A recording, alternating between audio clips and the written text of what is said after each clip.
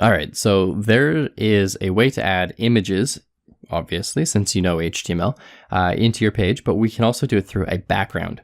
And so this is a little bit of a front-end developer trick where you can add background images to, pretty much anything again. So instead of writing external CSS, this time let's write some internal CSS just to switch things up a bit. And let's go, we're going to create a class called BG. Actually, no, let's do this. Let's introduce you to IDs. So we're going to call that BG, stands for background, and do background image URL. And we're just going to put sky.jpg.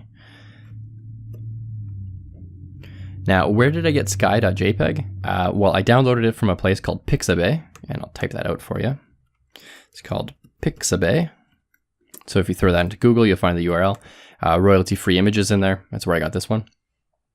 And so for background image, you just type background-image, and then you give it a URL, which if you come from a programming background, looks like a function. If you don't come from a programming background, this looks completely new. So we're using a different type of bracket. We're using the parentheses type of bracket. And now I'm going to give body the ID of BG. So an ID, like that a class starts with a period. Well, an ID, which is completely unique and can only ever be used once on a page. Well, it can actually be used more than once on a page, but should only ever be used once. Just like you yourself, you have a unique identification. Now we're giving this body tag a unique identification. So I go ahead, save that, and refresh my page. And look at that, I've got a background image. Now this is the actual page. And so if I type test in here and refresh, you'll see that the word test still shows up in here. It's sort of hard to see because the font size is pretty small.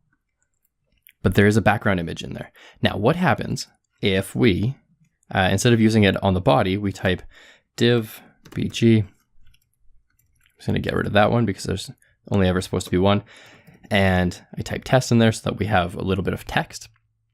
Now we know that a div is going to create basically a rectangular box that goes right across the page, something like that. Now, what's going to happen with the background image? Well, we only get the top part of it. So at this point, we would want to add a little bit of height.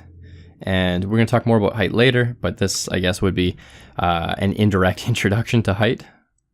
And so now we've got a semi-square, pretty squarish section that just has a background image. And so the page style itself, the body, does not have a background color, and we can give that one as well.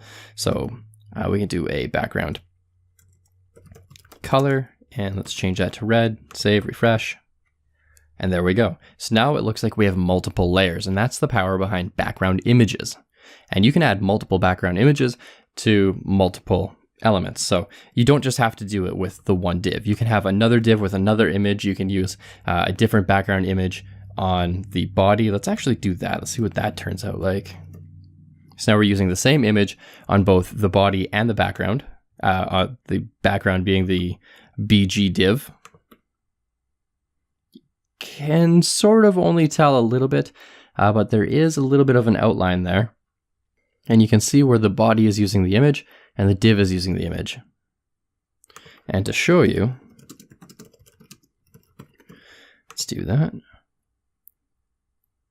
You can see how the lines in the image from the clouds don't quite line up.